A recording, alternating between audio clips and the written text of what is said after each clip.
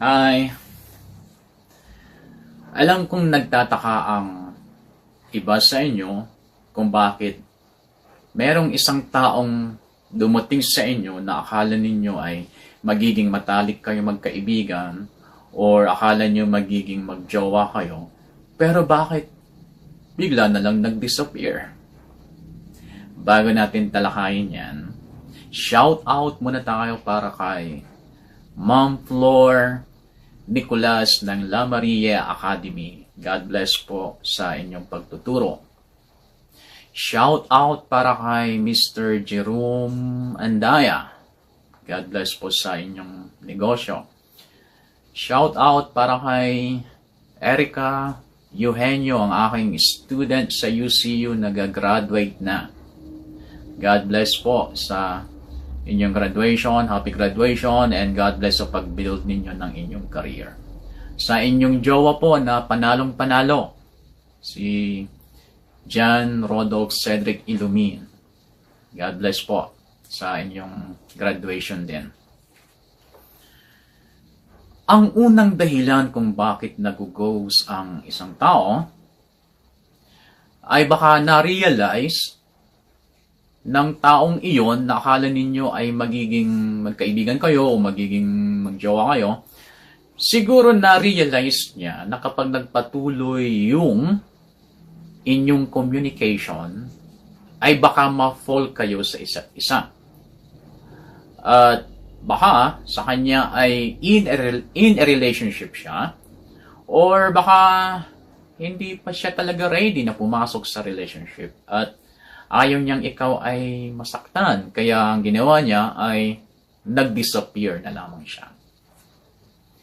Pangalawa, baka yung style mo ay naka-offend sa kanya, or na-intimidate siya sa'yo, or na-inferior siya dahil baka ang dating mo ay dominante, or mas angat ka, mas magaling ka kaysa sa kanya.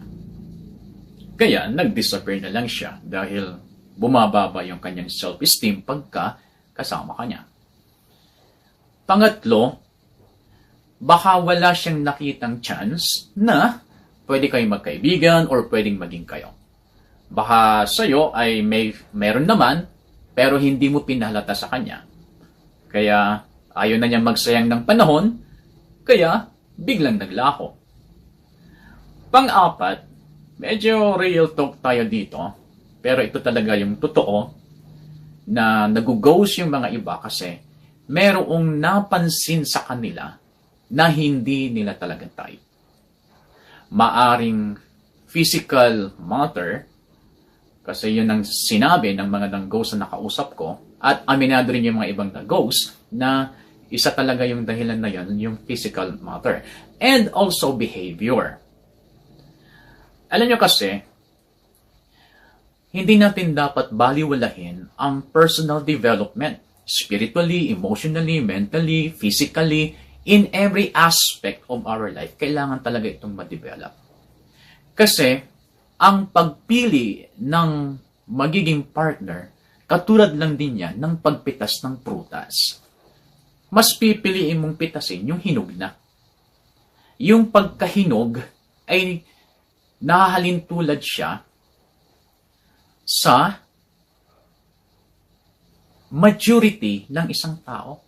Pag fully develop ka, ready ka ng pitasin for relationship. Mahirap kasing kalimutan, mahirap iwanan, no? Mahirap baliwalahin yung fully develop ang kanyang personality. Kaya kung ikaw ay nag-ghost, kulang pa ng personal development. Hayaan mo na yung nangyari kung ikaw ay nag-ghost. Manghihinayang yun ng ghost sa'yo kung i-develop mo yung sarili mo. Malalaman niya isang araw na ikaw ay fully developed na sa iyong character and every aspect of your life. So, ito ang maging aim mo ngayon para mahirap kang iwanan.